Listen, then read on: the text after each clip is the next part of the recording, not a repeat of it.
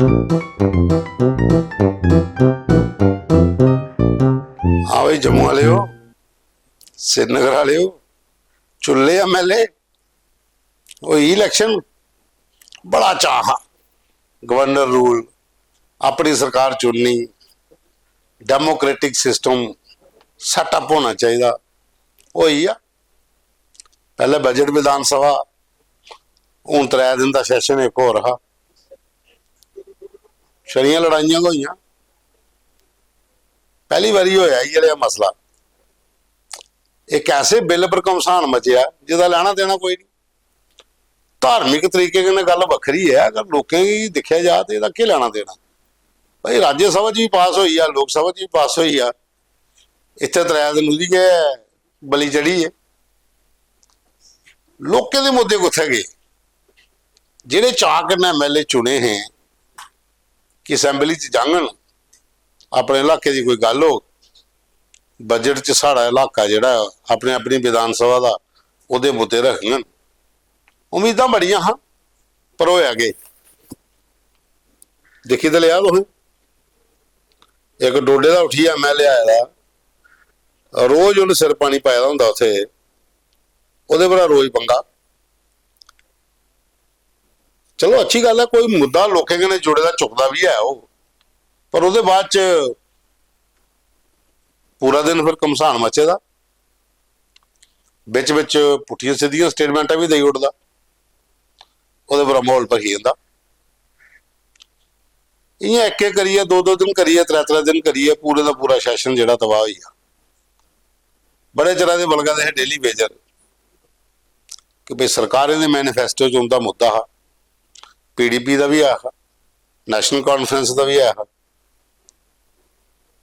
BJP ने भी आख्या था कि सरकार चाहोगे तो तुम परमानेंट करके, कांग्रेस का भी आया। पर अज टकोदी गल जी है ना, वो यही है कि मैनीफेस्टो च तो आया तो ग्राउंड पर क्या होया। अजे इन्ना शुक्र मनाओ कि PDP का जो MLA वाहिद परा, उन्हें रेजूलेशन लिया था तो वो पर LG ने भी मोहर लाई उड़े थी। ये 3 दिन जो पर गल होनी ही डेली वेजरे पर, ਜਿਹੜੇ ਇੰਨੇ ਚਿਰ ਦੇ ਵਿਚਾਰੇ रोड के उपर धक्के खा दे, डांगा खा दे, गर्मी के प्रोटेस्ट करा दे, सर्दियों सवेरे सवेरे उठिए प्रोटेस्ट करा दे, ठारे 20 साले के डेली वेजर लगे दे। डिपार्टमेंट इनते सिरा वर्गा चलता, बाकी अफसर तो घर के बैठे रहोंगे या दफ्तर च बैठे रहोंगे। सर्दियां होनियां तो हीटर लाया, गर्मियां होनियां तो AC लाया, ग्राउंड पर तो काम इन्हें क्या करना ना। लेकिन होया कि हुण लमकी है काम, हुण सैशन लगना को श्रीनगर, मानसून सत्र तो क्या पता उल्ले फिर ही अगले पंगा रवे। पर गल कोई तोड़ नहीं चढ़ी। 370 का तो चलो मुद्दा छड्डी उड़ो एक साइड पर, अपनी स्टेट का दर्जा जिहड़ा हक है लेना, वह भी कख नहीं बनया। वह भी मुद्दा है एक तरह दिन उहदे पर भी बहस होनी ही, चर्चा होनी ही। और शायद होंदी तो इस बारी हो ही जाता, क्योंकि BJP गवर्नमेंट जी सेंटर च उन्हें तो आख्या था कि स्टेट का दर्जा तो देना देना, टाइम शक लगे। पर तुसें की कीता? ऐसा माहौल पखाया 3 दिन च। अज आखिरी दिन हाँ, अज भी हाल रहा, कल भी पूरी ध्याड़ी हिस्सा दी, पिछला कल भी हिस्सा च। इये 3 दिन ही जिंदे जी तुंदे जेहड़े प्राइवेट बिल, तुंदे जेहड़े दूए मुद्दे है उनके बिल, उहदे पर गलबात होनी, चर्चा होनी ही। और BJP ने तो आख्या था कि अगर डेली बेजर वाले मुद्दे की गल कर दें अस इंदे कन्ने आ, बेशक वो PDP वाले का मुद्दा है, स्टैंप जो गवर्नर साहब ने लाई उड़ी है, लैफ्टिनेंट गवर्नर साहब ने, तो किश ना किश तो बनी ही जाना। पर हुण के रहा, हुण लमकी है काम अगे। और भी मते सारे मुद्दे, ये तो एक बड़ा मुद्दा है ना डेली बेजरे वाला। और तमाम लोग बलगा दे बेचारे, मैत्री वाले बलगा दे, स्टाक असिस्टेंट वाले बलगा दे, MTS वाले बलगा दे, वोकेशनल ट्रेनिंग जिहड़े ने प्रोटेस्ट करा दे, वह भी बलगा दे, आशा वर्कर बलगा दियां, आया जिहड़ियां लगी दियां वह बलगा दियां, विकलांग बलगा दे, उनके भी मुद्दे चुकोंगन, उनदियां भी पेंशनां बधगन, सिलेंडर, बिजली, बड़े मुद्दे है। एक थोड़ी हा, एक चाह है ना इलैक्शन होग, साढ़े बंदे जितगन, जित्ती भी गए, विधान सभा पुजगन, पुजी भी गए, तो साढ़े मुद्दे उत्थे रखोगन। मुद्दे रखोए भी हैं पर तोड़ नहीं चढ़े, क्योंकि माहौल गै ऐसा बनी आ। जिसलै श्रीनगर पहले शुरू हुई, उत्थों शुरू होया कम। उसके बाद जम्मू जो सैशन लग्या, बजट सैशन, ये थोड़े दिन शांति रही, लेकिन बाकी दिन तो पंगा का पेदा रहा। लोगों की गल कुत्थे गई, लोगों के मुद्दे वो खड्डो खड्ड होई है। एक दूए पर रो प्रत्यारोप सारे लाए, इंदी वजह करना हो, आखते इंदी वजह करना हो। PDP बाहर बैठी दी है, 3 MLA आंदे ने, महबूबा और तरीए दिन बयान दे उठते, फिक्स मैच है। NC ते BJP वाले फिक्स खेड आ जी। BJP वाले आखते हैं कि PDP ते NC ते कांग्रेस ते इंडिपेंडेंट, इनका फिक्स मैच है। उन्हें फिक्स मैच है कोदा, ये तो लोकें भी नहीं पता लगना, पर काम तो नहीं ना होए, मुद्दे तो नहीं ना उनके सामने आए।